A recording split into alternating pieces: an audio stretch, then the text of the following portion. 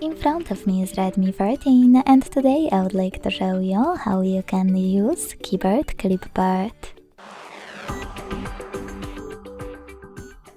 Begin by launching your keyboard and clicking on Clipboard at the top of it. Then use this switcher to activate it. And go back by clicking on this arrow at the top left corner.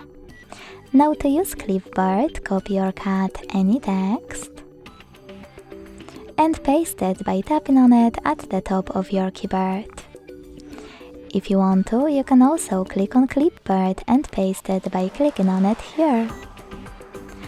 In order to pin one of your added sentences, use this pen at the top right corner. Click on the chosen one and tap on pin icon.